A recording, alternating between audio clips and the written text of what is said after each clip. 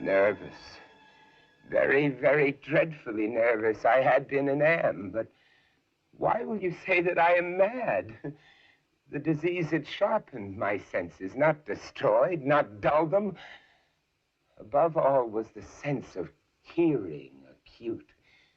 I heard all things in the heaven and in the earth. I heard many things in hell.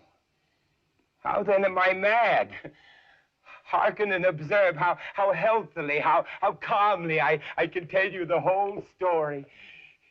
It is impossible to say how first the idea entered my brain, but once conceived, it haunted me day and night. Object there was none, passion there was none. I loved the old man. He had never wronged me. He had never given me insult.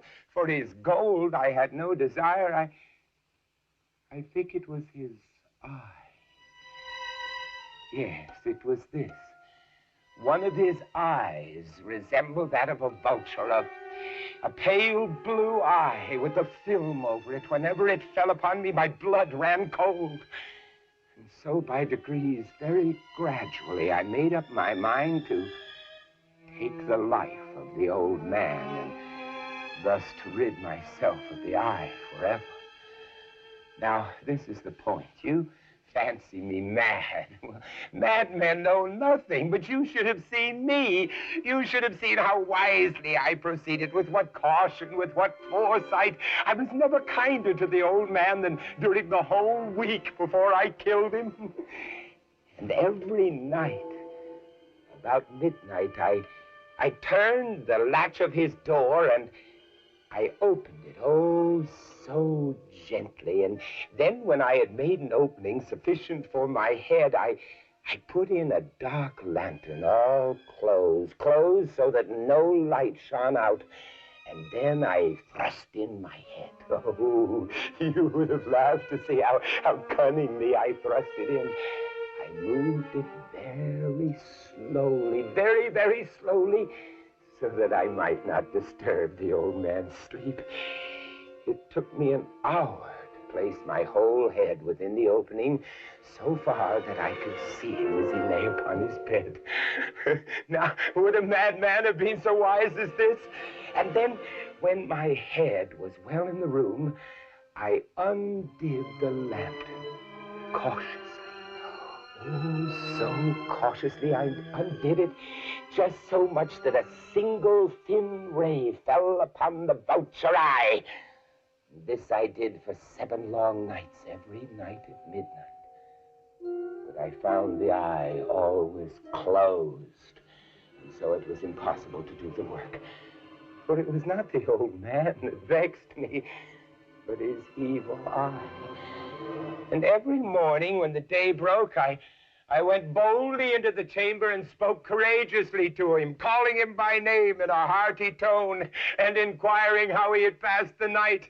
So you see, he would have been a very profound old man indeed to suspect that every night, just at 12, I looked in upon him while he slept. Upon the 8th night, I was more than usually cautious in opening the door. A watch's minute hand moves more quickly than did mine. Never before that night had I felt the extent of my own powers. I could scarcely contain my feelings of triumph.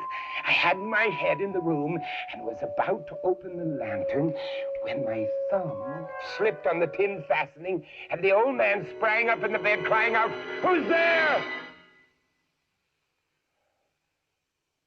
I kept quite still and said nothing. For a whole hour, I did not move a muscle. And in the meantime, I did not hear him lie down.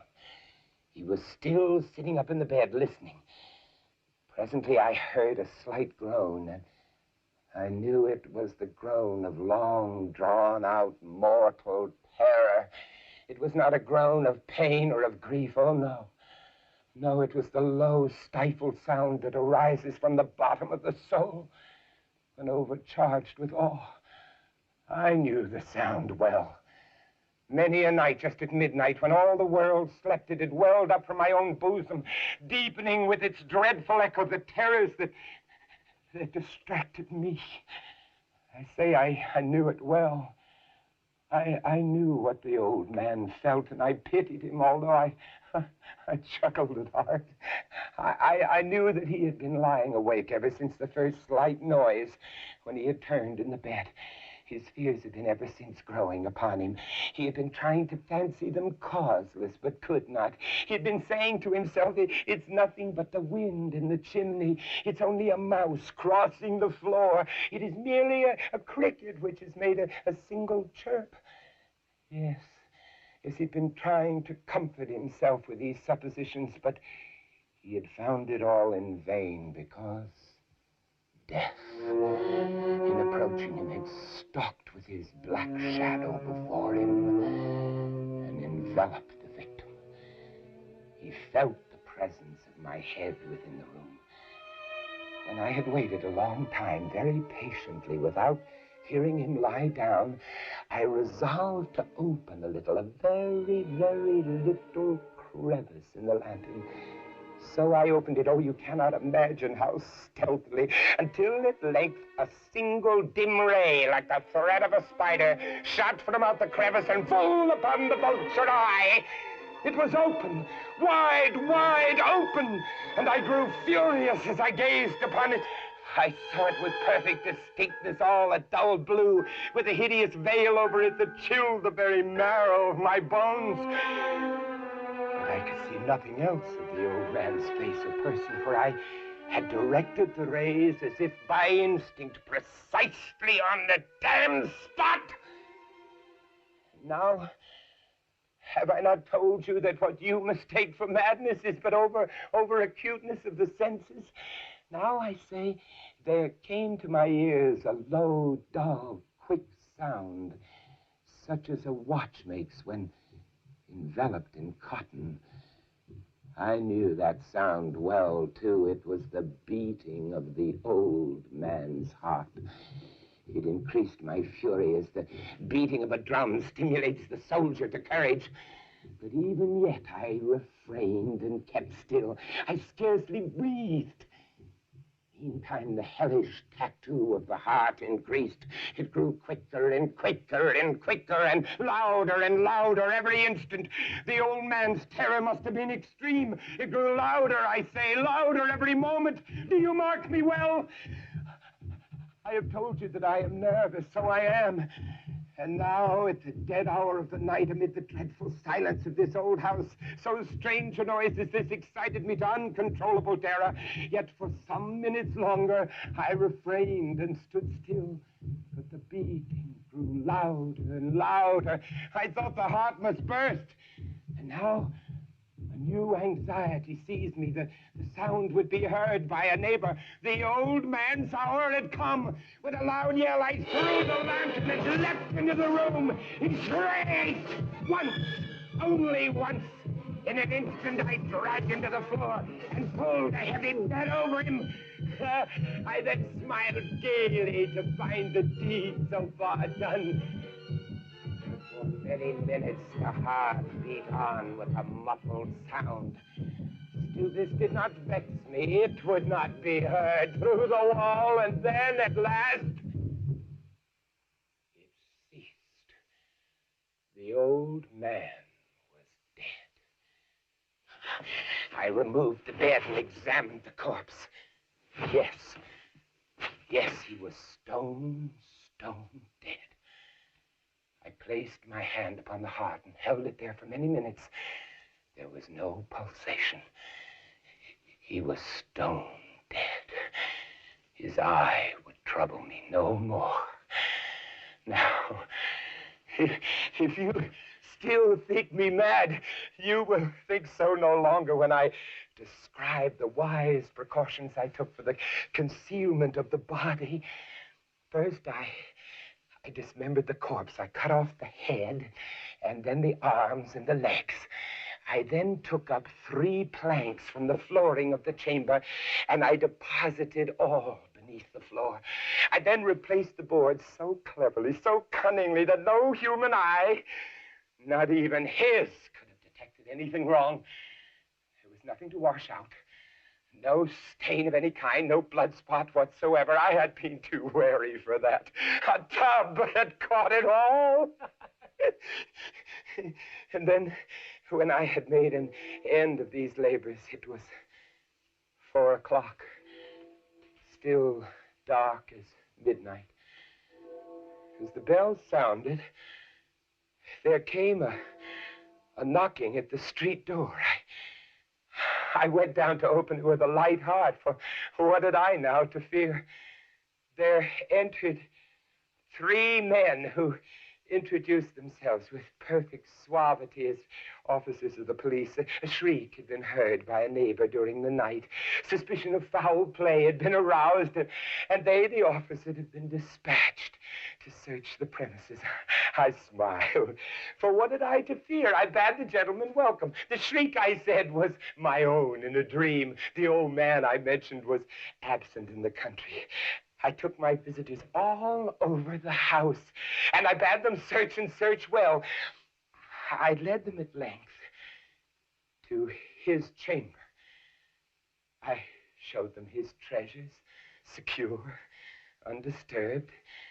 In the enthusiasm of my confidence, I brought chairs into the room and desired them here to rest from their fatigues, while I myself, in the wild audacity of my perfect triumph, placed my own feet upon the very spot beneath which reposed the corpse of the victim. The officers were satisfied my manner had convinced them. I was singularly at ease. They sat, and while I answered cheerily, they chatted familiar things. But ere long, I felt myself getting pale, and I wished them gone. My head ached, and I fancied a ringing in my ears, but still they sat and they chatted. The ringing became more distinct. I talked more freely to get rid of the feeling, but it continued and gained definitiveness until at length I found that the noise was not within my ears. It was a low, dull, quick sound, such a sound as a watch makes, enveloped in cotton. I gasped for breath, yet the officers heard it not. I talked more quickly, more vehemently, but the noise steadily increased. I arose and I argued about trifles, but the noise increased steadily. Why would they not be gone? I paced the floor to and fro with heavy strides, as if excited to fury by the observation of the men, but the noise steadily increased. Oh, God, what could I do? I foamed, I raved, I swore. I swung the chair upon which I had been sitting, grated it upon the boards, but the noise rose above all. It grew louder, louder, and still the men chatted pleasantly and smiled. Was it possible that they heard not?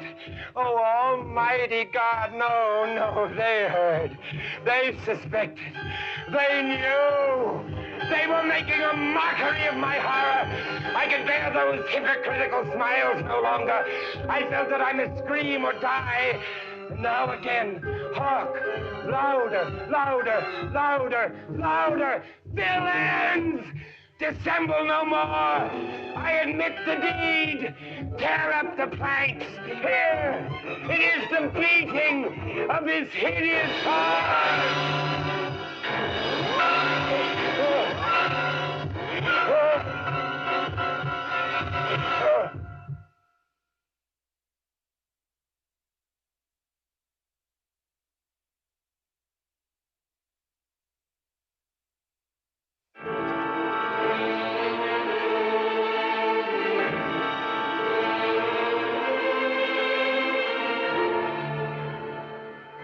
During the dread reign of cholera in New York, I had accepted the invitation of a relative to spend a fortnight with him here in the retirement of his cottage on the banks of the Hudson.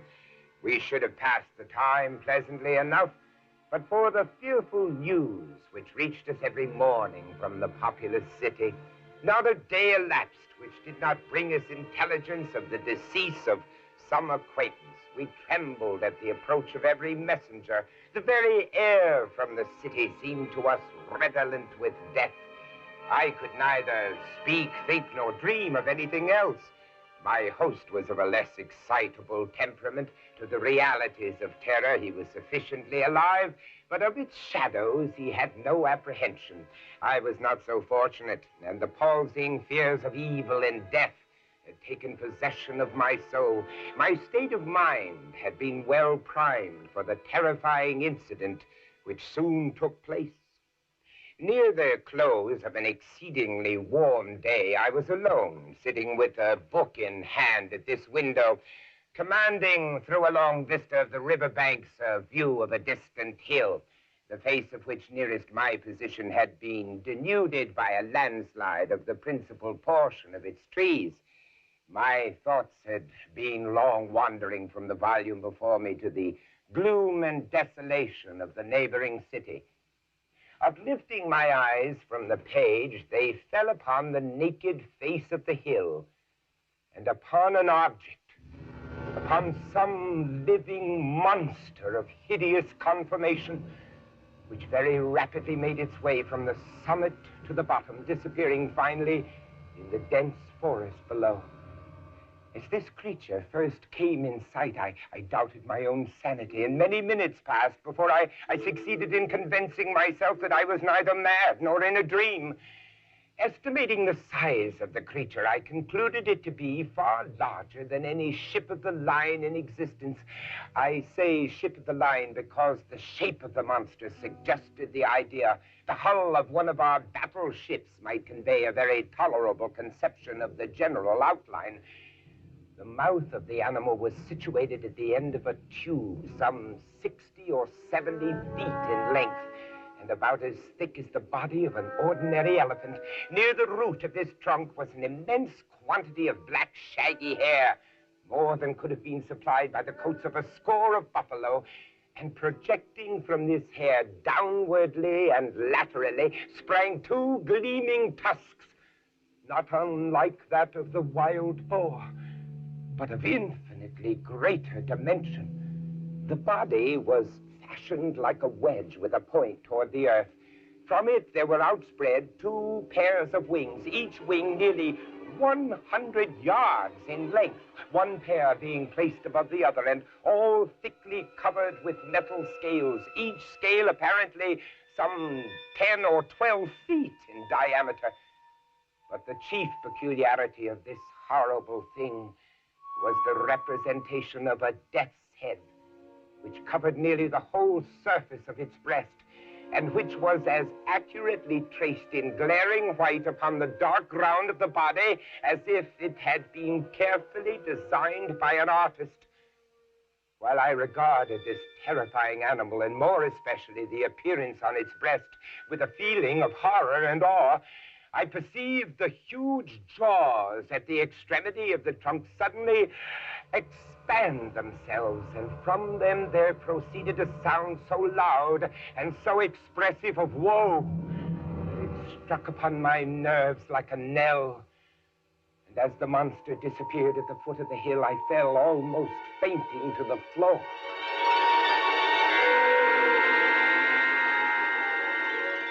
Upon recovering, my first impulse was to inform my friend of what I had seen and heard, and I can scarcely explain what feeling of repugnance it was which in the end operated to prevent me. At length, one evening, some 3 or 4 days after the occurrence, we were sitting together in this room in which I had seen the apparition, I occupying the same seat at the same window, and he lounging in this chair nearby.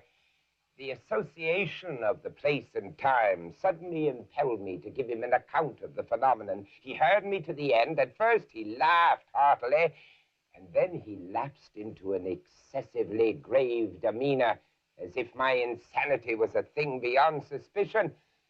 At this instant, I again had a distinct view of the monster, to which, with a shout of absolute terror, I now directed his attention. Look! Look!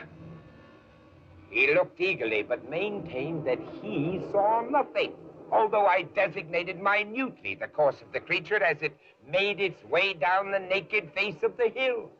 I was now immeasurably alarmed, for I considered the vision either as an omen of my death, or worse, as a forerunner of an attack of madness. I threw myself passionately back in the window seat, and for some moments I buried my face in my hands. My host, however, had in some degree resumed the calmness of his demeanor and questioned me very rigorously in respect to the conformation of the visionary creature. When I had fully satisfied him on this head, he sighed deeply, as if relieved of some intolerable burden, and then he stepped to the bookcase and brought forth one of the ordinary synopses of natural history. He then requested me to exchange seats with him. He took my place at the window and, opening the book, resumed his discourse. But for your minuteness, he said, in describing the monster, I might never have had it in my power to demonstrate to you what it was. In the first place, let me read to you a schoolboy account of the genus Sphinx, of the family Crepuscularia, of the class of Insecta or insects. The account runs thus. 4 membranous wings covered with little colored scales of metallic appearance, mouth forming a rolled tube produced by an elongation of the jaws, upon the sides of which are found the rudiments of mandibles and downy palpi, abdomen pointed. The death's-headed Sphinx has occasioned much terror among the unlearned by the melancholy kind of cry which it utters, and the insignia of death which it wears upon its corselet.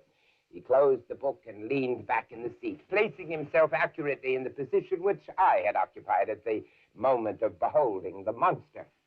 "Ah, there it is," he exclaimed. "It is reascending the face of the hill, and a very remarkable creature I admit it to be. Still, it is by no means so large or so distant as you had imagined it. For the fact is that as it wriggles its way up this thread which some spider has wrought along the window sash, I find it to be about the 16th of an inch in its extreme length, and also about the 16th of an inch distant from the pupil of my eye."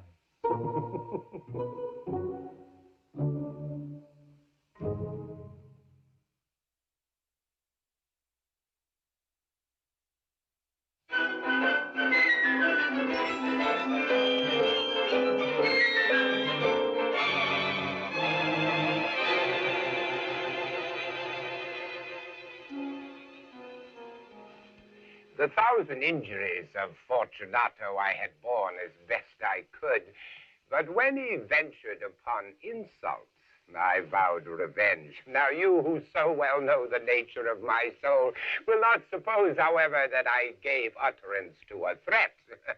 At length, I would be avenged. I would not only punish, but punish with impunity.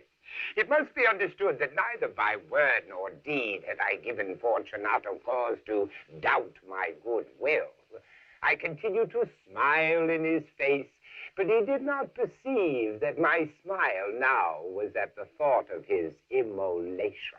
He had a weak point, this Fortunato. Although in other regards he was a man to be respected and even feared, he prided himself in his connoisseurship of wine. I was skillful in the Italian vintages myself and bought largely whenever I could. It was about dusk one evening during the supreme madness of the carnival season that I encountered my friend. He accosted me with excessive warmth, for he had been drinking much.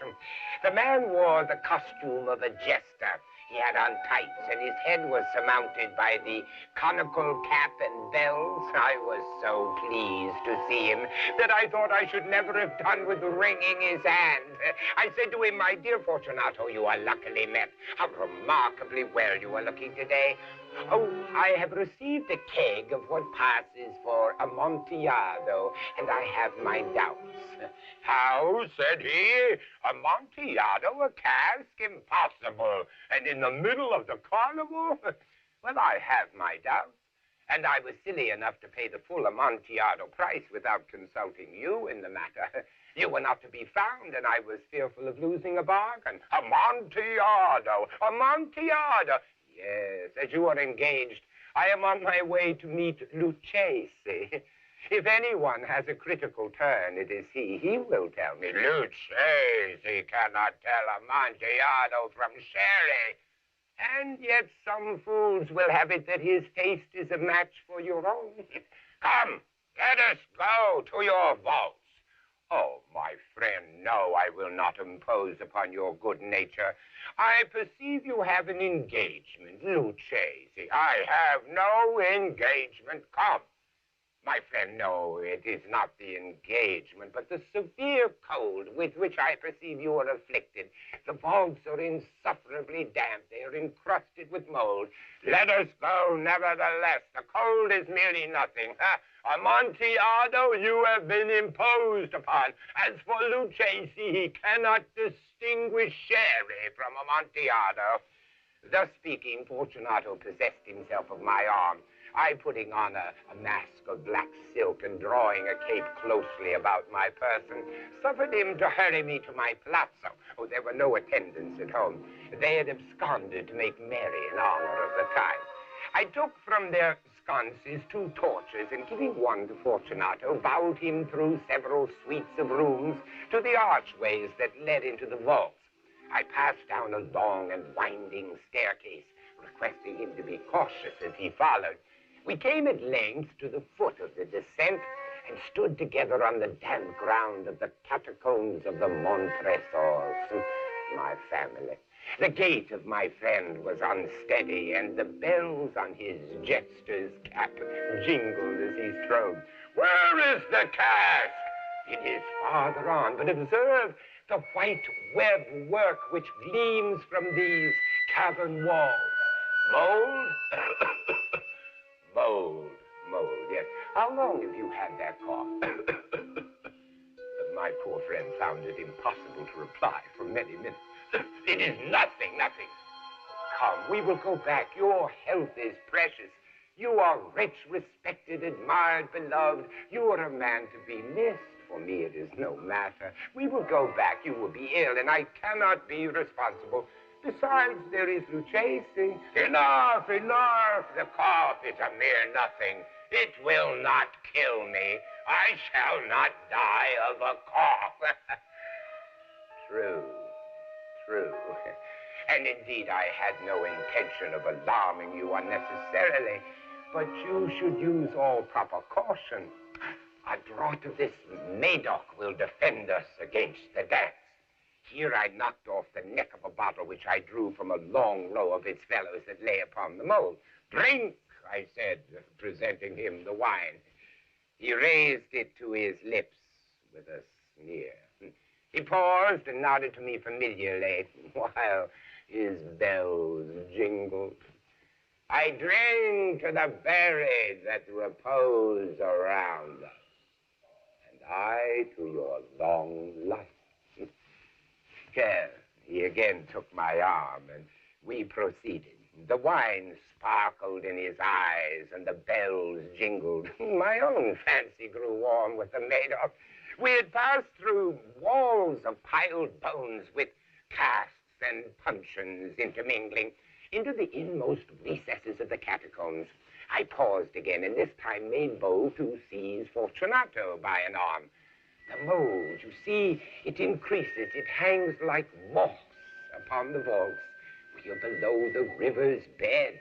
The drops of moisture trickle among the bones. Come, we will go back ere it is too late. Your cough, it is nothing. Let us go on. Let us proceed to the Amontillado. Be it so. He leaned heavily upon my arm. We continued our route in search of the Amontillado. We passed through a range of low arches, descended, passed on, and descending again, arrived at a deep crypt in which the foulness of the air caused our torches to glow rather than flame. At the most remote end of the crypt, there appeared another room, less spacious. Its walls had been lined with human remains, piled to the vault overhead in the fashion of the great catacombs of Paris. Three sides of this interior crypt were still ornamented in this manner. From the fourth, the bones had been thrown down and lay in a mound upon the earth. Within the wall, thus exposed by the displacing of the bones, we perceived a still interior recess in depth about 4 feet, in width 3, in height 6 or 7, cut into the solid granite.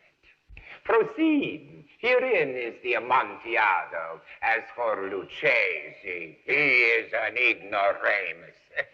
He stepped unsteadily forward while I followed immediately at his heels.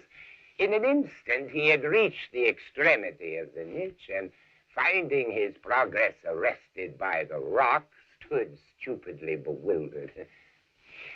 In the surface of the granite, there happened to be 2 iron staples. From one depended a short chain, from the other a padlock. It was but the work of a few seconds to throw the links about his waist and secure him. He was too much astounded to resist. Withdrawing the key, I stepped back from the recess. Pass your hand over the wall, Fortunato. You cannot help but feel the mold. Indeed, it is very damp. Once more, let me implore you to return. No? Then I must positively leave you. But I must first render you all the little attentions in my power. The Amontillado. True, the Amontillado. As I said these words, I busied myself among the pile of bones of which I have spoken. Throwing them aside, I soon uncovered a quantity of building stone and mortar. With these materials and with the aid of a trowel, I began vigorously to wall up the entrance of the niche. I scarcely laid the first tier of the masonry when I discovered that the intoxication of Fortunato had in a great measure worn off. The earliest indication I had of this was a low moaning cry from the depth of the recess. It was not the cry of a drunken man. Then there was a long and obstinate silence. I laid the second tier and the third and the fourth, and then I heard the furious vibrations of the chain. The noise lasted for several minutes, during which, that I might hearken to it with the more satisfaction, I ceased my labors and sat down upon the bones. When at last the clanking subsided, I resumed the trowel and finished without interruption the 5th, the 6th, and the 7th tier. The wall was now nearly upon a level with my breast. I again paused, and holding the torch over the masonwork, threw a few feeble rays upon the figure within. A succession of loud and shrill screams bursting suddenly from the throat of the chain form seemed to thrust me violently back. For a brief moment I hesitated. I trembled. Then I placed my hand upon the solid fabric of the catacombs and felt satisfied. I reapproached the wall. I replied to the yells of him who clamored. I re-echoed. I aided. I surpassed them in volume and in strength. I did this. And the clamorer grew still. It was now midnight, and my task was drawing to a close. I had completed the 8th, the 9th, and the 10th tier. I had finished a portion of the last, the 11th. There remained but a single stone to be fitted and plastered in. I struggled with its weight. I placed it partially in its destined position. But now there came from out the niche a low laugh that erected the hairs upon the back of my neck. A very good joke indeed, an excellent jest. We will have many a rich laugh about it at the palazzo. Over our wine. The Amontillado. Yes, the Amontillado. But is it not getting late?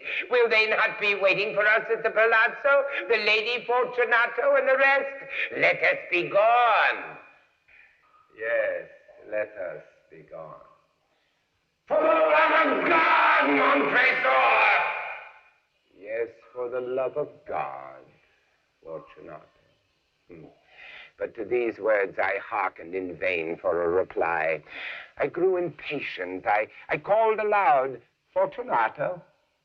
Fortunato? No answer still. I thrust a torch through the remaining aperture and let it fall within. There came forth in return only a jingling of the bells. My heart grew sick on account of the dampness of the catacombs.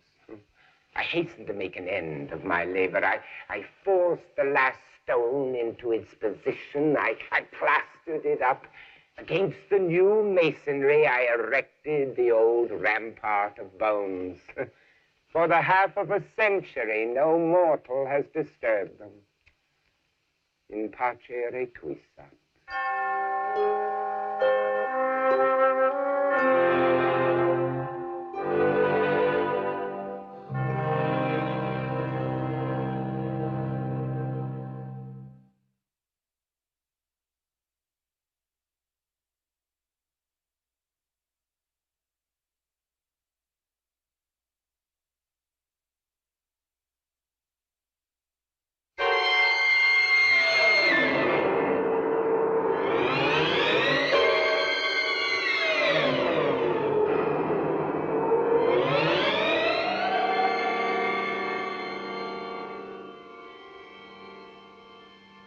I was sick unto death with that long agony.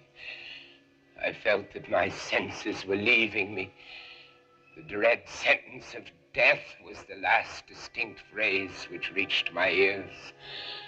After that, the voices of the Inquisition judges seemed to merge in one dreamy, indeterminate hum. I saw the lips of the black-robed judges, white and thin even to grotesqueness, writhing with their deadly locution, fashioning the syllables of my name, the decree of death by torture.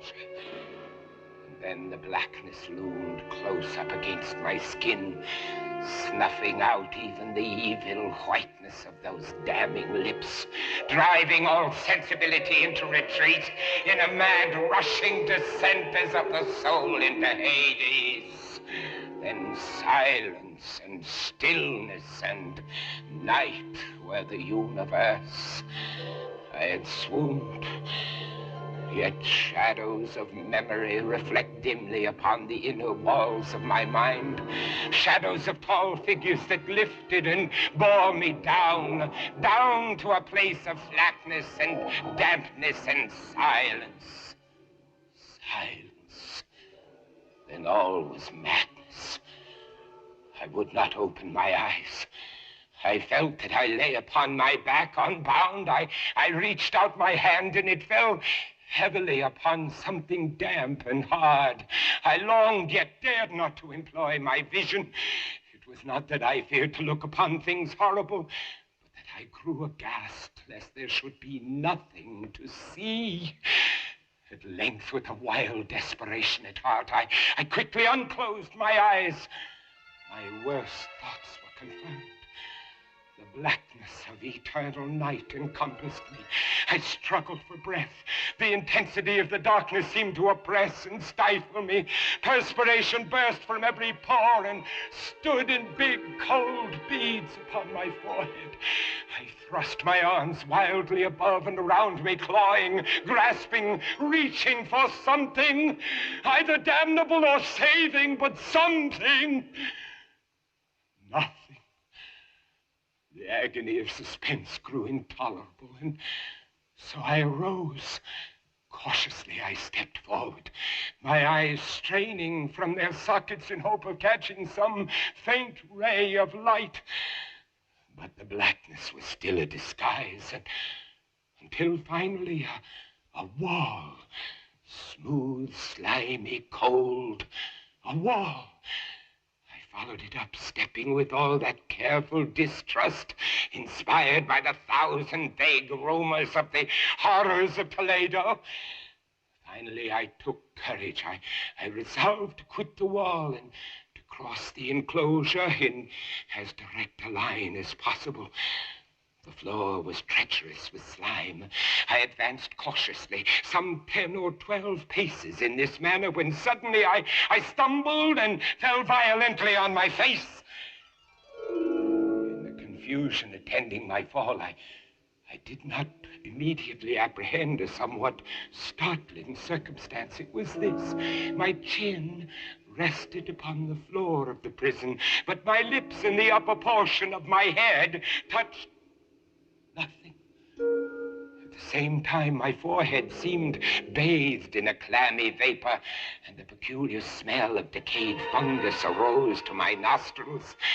I had fallen at the very brink of a circular pit. Groping about the masonry, just below the margin, I succeeded in dislodging a small fragment and let it fall into the abyss. Many, many seconds I waited and hearkened to its reverberations as it dashed against the sides of the chasm in its descent. At length there was a sullen plunge into water, succeeded by loud echoes. At the same moment there came a sound resembling a quick opening of a door overhead, while a faint gleam of light flashed suddenly through the gloom and as suddenly faded away. Shaking in every limb, I groped my way back to the wall, resolving there to perish rather than risk the terrors of the pit. Agitation of spirit kept me awake for many long hours, but at length I fell into a deep slumber. Upon arousing, I found that objects around me were visible, a wild, sulphurous luster. By that, I was enabled to see the extent and aspect of the prison. What I had taken for masonry seemed now to be iron in huge plates. Figures of hideous fiends in aspects of menace with skeleton forms overspread and disfigured the walls. In the center of the floor yawned the circular pit from whose jaws I had escaped. Then I realized that I was securely bound to a low framework of wood, strapping past in many convolutions about my body, leaving at liberty only my head and my left arm, so that only with much exertion could I supply myself with food from an earthen dish which lay by my side on the floor. The food in the dish was meat, pungently seasoned. Looking upward, I surveyed the ceiling of my prison. It was some 30 or 40 feet overhead, and suspended therefrom was what appeared to be a huge pendulum, such as one might see on antique clocks. While I gazed at it, I fancied that I saw it move, ever so slightly. I watched it for some minutes, somewhat in fear, but more in wonder. Then a noise attracted my notice, and looking to the floor, I saw several enormous rats. They had issued from the pit with ravenous eyes allured by the scent of the meat. It required much effort and attention to scare them away from the food. When I again cast my eyes upward, what I saw confounded and amazed me.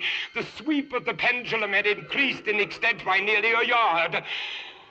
What mainly disturbed me was the idea that it had perceptibly descended.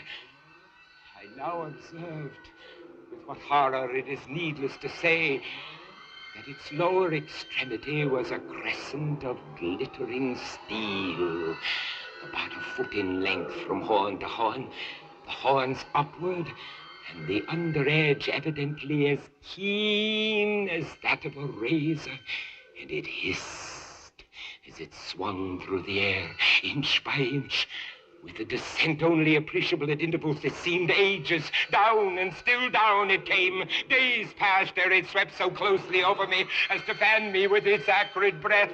I prayed for its more speedy descent. I grew frantically mad and struggled to force myself upward against the sweep of the fearful scimitar.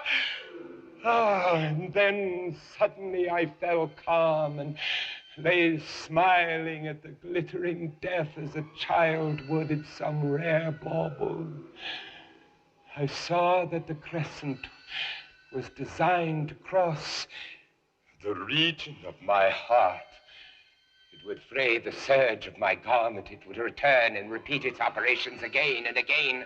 But the fraying of my garment would be all that for several minutes it would accomplish. To the right, to the left, far and wide, down, steadily down it crept, with the shriek of a damned spirit, to my heart, with the stealthy pace of the tiger. I alternately laughed and howled as the odor of the sharp steel forced itself into my nostrils. Down, relentlessly down. It vibrated finally within 3 inches of my bosom. 10 or 12 sweeps would bring the steel in actual contact with my clothing. And then, with this observation, there suddenly came over my spirit all the keen, collected calmness of despair. For the first time in many hours, or perhaps days, I thought of the rats. They had been literally swarming around the low framework upon which I lay. They were wild, bold, and ravenous, their red eyes glaring upon me as if they waited for motionlessness on my part to make me their prey. What food, I thought, have they been accustomed to in the pit? They had devoured, in spite of all my efforts to prevent them, all but a small remnant of the contents of the dish. Although my plan was scarcely sane, I proceeded at once to attempt its execution. With the particles of the oily and spicy meat which now remained, I thoroughly rubbed the restraining binding wherever I could reach it. Then I lay breathlessly still. First, the ravenous animals were startled and terrified at the change. Observing, however, that I remained without motion, 1 or 2 of the boldest leapt upon the framework and smelt at my bonds. This seemed the signal for a general rush. They leapt in hundreds upon my person.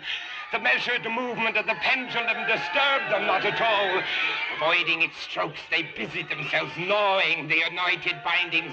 They pressed, they swarmed upon me in ever accumulating heaps. They writhed upon my throat. Their cold lips sought my own. I was half stifled by their thronging pressure. Disgust, for which the world has no name, swelled my bosom and chilled with a heavy clamminess my heart. Yet 1 minute, and I felt that the struggle would be over. Plainly, I perceived the loosening of the strapping. I knew that in more than one place it must be already severed. With a more than human resolution, I lay still. Nor had I erred in my calculations, nor had I endured in vain. I at last felt that I was free. Stroke of the pendulum already pressed upon my bosom. It had divided the serge of my garment. Twice again it swung, and a sharp sense of pain shot through every nerve. But the moment of escape had arrived. At a wave of my hand, my deliverers hurried tumultuously away. With a steady movement, I slid from the embrace of the bindings and beyond the reach of the scimitar. I was free, free! But still in the grasp of the Inquisition. I had scarcely stepped from my wooden bed of horror when the motion of the hellish machine ceased, and I beheld it drawn up. My very motion was undoubtedly watched. Free! I had but escaped death in one form of agony, to be delivered unto worse than death in some other. With that thought, I rolled my eyes nervously on the barriers of iron that hemmed me in. I observed that the figures of the fiends upon the walls had now assumed a startling and most intense brilliancy. Demon eyes of a wild and ghastly vivacity glared upon me from 1,000 directions. It was unreal. While I breathed, there came to my nostrils the breath of the vapor of heated iron. A suffocating odor pervaded the prison. I panted. I gasped for breath. I shrank from the burning metal to the center of the cell. Amid the thought of the fiery destruction that impended, the idea of the coolness of the pit came over my soul like balm. I rushed to its deadly brink. I threw my straining eyes below. The glare from the enkindled roof illuminated its inmost recesses. Yet for a wild moment did my spirit refuse to comprehend the meaning of what I saw. At length it burned its way into my soul. Oh, for a voice to speak. Oh, horror. Oh, any horror but this. The heat increased rapidly, and once again I looked up. There had been a second change in the cell, and now the change was obviously in the form. The room had been square. The fearful difference quickly increased with a low, rumbling sound. The apartment was shifting its form into that of a rectangle. Death, I screamed! Any death but that of the pit! Fool! Might I not have known that into the pit was the object of the burning iron to urge me? And now closer and closer grew the walls. I shrank back, but the closing walls pressed me resistlessly onward. At length, for my seared and writhing body, there was no longer an inch of foothold on the firm floor of the prison. I struggled no more, but the agony of my soul found vent in one long, loud, and final scream of despair. I felt that I tottered upon the brink. Then suddenly there was a discordant hum of human voices. There was a loud blast as of many trumpets. The fiery walls rushed back. An outstretched arm caught my own as I fell, fainting into the abyss. It was that of General LaSalle. The French army had entered Toledo. The Inquisition is in the hands of its enemies.